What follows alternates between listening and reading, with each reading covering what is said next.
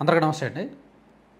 భూమన కరుణాకర్ రెడ్డి గారి అబ్బాయి భూమన అభినయ్ రెడ్డి మొన్న ఎన్నికల్లో 2024లో మొదటిసారి రాజకీయాల్లోకి వచ్చి తిరుపతి ఎమ్మెల్యేగా పోటీ చేసి ఓడిపోయాడు. సో మొదటి ఎన్నిక వాళ్ళ ఫాదర్కి చాలా పెద్ద హిస్టరీ ఉంది పొలిటికల్గా. కొన్ని మెరుపులు ఉన్నాయి, మరకలు ఉన్నాయి, చెడ్డ పేరు ఉంది, మంచి పేరు ఉంది, ఒక ఇమేజ్ ఉంది, అలాగే నెగిటివిటీ కూడా ఉంది, అవినీతి వ్యవహారాలు అవన్నీ చాలా ఉన్నాయి.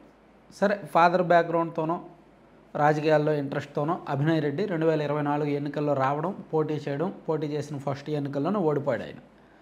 అయితే ఇప్పుడు రాష్ట్రంలో చాలామంది వైసీపీ నాయకుల కంటే, చాలామంది వైసీపీలో యంగర్ జనరేషన్ నాయకుల కంటే ఇతను చాలా బెటర్.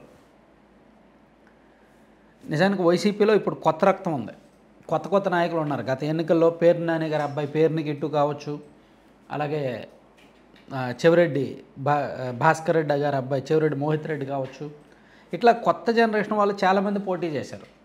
వాళ్ళు ఓడిపోయిన తర్వాత కొంతమంది సైలెంట్ అయిపోయారు. కానీ అభినయ్ రెడ్డి గత నెల-2 నెలల నుంచి బాగా యాక్టివ్గా పనిచేస్తున్నాడు పార్టీ కోసం. ఒక యూనిక్ డిఫరెంట్ వేలో వెళ్తున్నాడు. ఆయన క్యాంపెయినింగ్ కావచ్చు, ఆయన మెథడ్స్, ఆయన కాన్సెప్ట్లన్నీ కొంచెం కొత్తగా వెళ్తున్నాయి.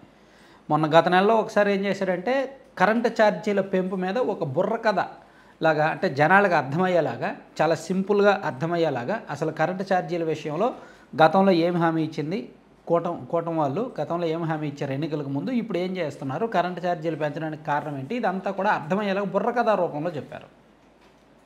అంటే ఇక్కడ రాజకీయ పార్టీలు తప్పులు చేయడం సహజమే, కానీ ఆ తప్పులను అవగాహన పెంచితే, జనాల్ని చైతన్యవంతులను చేస్తే, ప్రాక్టికల్గా నిరూపించగలిగితే జనం మైండ్లోకి వెళ్తుంది అది. అలాగే ఆయన ఆలోచిస్తున్నాడు.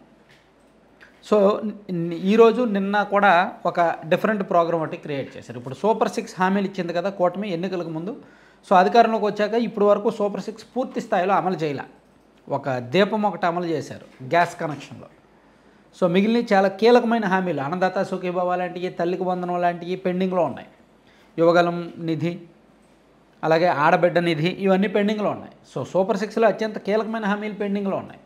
సో అందుకని దీన్ని ప్రజల్లోకి తీసుకువెళ్ళడానికి ఆయన కొంచెం డిఫరెంట్గా ఆలోచించి వైఎస్ఆర్ కాంగ్రెస్ పార్టీ అధికారంలో ఉన్న 5 ఏళ్ళు కూడా ఒక్కొక్క కుటుంబానికి ఎంత లబ్ధి వచ్చింది, కూటమి ప్రభుత్వం వచ్చాక ఈ 10 నెలల్లో ఏమొచ్చింది అనేదాన్ని ప్రాక్టికల్గా ఇంటింటికి సర్వే కూడా చేశారు.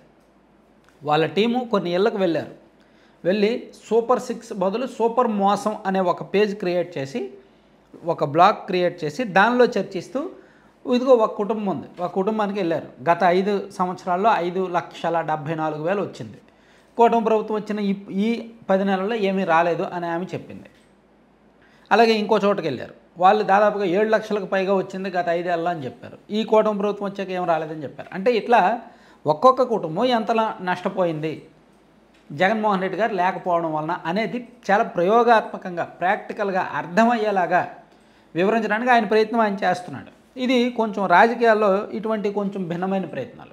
అయితే ఒకటి నేనేమంటానంటే, ఆయన చేసింది భిన్నంగా ఉన్నప్పటికీ రాజకీయం అనేది కేవలం హామీల మీద, ఈ సంక్షేమ పథకాల మీదే డిపెండ్ అవ్వదు. పాపం వైఎస్ఆర్ కాంగ్రెస్ పార్టీ వాళ్ళు కేవలం దానివైపు ఆలోచిస్తున్నారేమో. సో మేము అన్ని పథకాలు ఇచ్చాము, వీళ్ళు పథకాలు ఏమి ఇవ్వట్లేదు కాబట్టి వీళ్ళు ఓడిపోతారని ఆలోచిస్తున్నారేమో. జనాలకి కేవలం సంక్షేమ పథకాలు ఒక్కటే అవసరం లేదు. కేవలం సంక్షేమ పథకాలు ఒక్కటే జనాలకు కావాల్సి వస్తే 1989లో ఎన్టీఆర్ గారు ఓడిపోయేవాళ్ళు కాదు కదా. అసలు సంక్షేమ పథకాలకు ఆద్యుడే ఆయన. 1985 నుంచి 89 వరకు ఎన్టీఆర్ గారు అనేక పథకాలు పెట్టాడు ఆయన.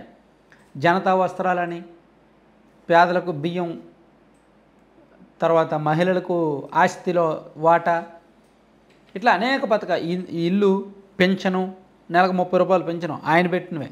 అలాగే పేదలకు ఇల్లు కట్టించివ్వడం ఆయన పెట్టినవి. ఇలా అనేక కొత్త సంక్షేమ పథకాలు, దేశంలోనే ఒక కొత్త విప్లవం అది. సో ఆయన 1989లో గెలిచేవాడుగా లేదు. సో అలాగే 2014 నుంచి 2019 వరకు టీడీపీ కూడా తక్కువ పథకాలు ఏమి అమలు చేయాల. వాళ్ళు కూడా అనేక రకాల పథకాలు అమలు చేశారు. ఆదరణ ఇచ్చారు, వ్యవసాయ యాంత్రీకరణ పనిముట్లు ఇచ్చారు, చంద్రన్న బీమా ఇచ్చారు, పెన్షన్లు 200 ఉన్నది 2014 నాటికి 200 ఉన్నది, 2019 నాటికి 2000 చేశారు. గట్టిగా ఇచ్చారు పథకాలు. కానీ చంద్రబాబు గారు ఓడిపోయారుగా 2019లో. అలాగే 2019 నుంచి 2024 వరకు జగన్మోహన్ రెడ్డి గారు పథకాలు ఇచ్చినప్పటికీ ఓడిపోయారుగా. సో ఇక్కడ కేవలం వైసీపీ వాళ్ళు ఏ భ్రమలో ఉన్నారంటే, చంద్రబాబు గారు సూపర్ 6 హామీ ఇచ్చారు, సూపర్ 6 అమలు చేయట్లేదు కాబట్టి ఓడిపోతారనే భ్రమలో మాత్రమే ఉన్నారు. ఇక్కడ జనాలకి డబ్బులు కావాలి, సంక్షేమ పథకాలు కావాలి. కానీ ఇచ్చినంత మాత్రాన ఓట్లు వేస్తారని రూల్ లేదు. తీసుకుంటారు కానీ వాళ్ళు ఎవరికి ఓటు వేయాలో వాళ్ళకే వేస్తారు. మళ్ళీ ఇవ్వకపోతే తిట్టుకుంటారు, ఇవ్వకపోతే ఏడుస్తారు. జనం ఆలోచన నేను చెప్తున్నా. సూపర్ 6 డబ్బులు అంటే సంక్షేమ పథకాలు ఇస్తే తీసుకుంటారు కానీ ఓట్లు వేస్తారో లేదో తెలీదు. ఇవ్వకపోతే మాత్రం నెగిటివ్గా ఉంటారు, తిట్టుకుంటారు. సో ఇప్పుడు వైసీపీకి అదే ఆయుధంగా మారింది. కూటమి ప్రభుత్వం సంక్షేమ పథకాలు ఇస్తే కూటమి పట్ల కృతజ్ఞతగా ఉంటారో లేదో తెలియదు కానీ కూటమి ప్రభుత్వం ఇచ్చిన హామీలు నెరవేర్చకపోతే, సంక్షేమ పథకాలు అమలు చేయకపోతే మాత్రం తిట్టుకుంటారు, వ్యతిరేకంగా ఉంటారు. ఆ వ్యతిరేకతను పెంచడానికి ఇప్పుడు వైసీపీ ఈ ప్లాన్స్ చేస్తుంది. పర్టికులర్గా అభినయ్ రెడ్డి గారు కొంచెం ఇనుగ్గానే వెళ్తున్నాడు. ఆయన మిగిలిన వాళ్ళలాగా సూపర్ 6 ఏది, ఆ పథకం మోసం ఈ పథకం మోసం అని ఊరికే డప్పు కొట్టకుండా డబ్బా కొట్టకుండా ఎడ్యుకేట్ చేయడానికి తన వంతు ప్రయత్నం తను చేస్తున్నాడు అన్నమాట. జగన్మోహన్ రెడ్డి గారికి కావాల్సింది కూడా ఇలాగే, ఇలా చెప్పేవాళ్ళే, ఇలా చేసేవాళ్ళే, జనాలను కొంచెం ఎడ్యుకేట్ చేసేవాళ్ళే.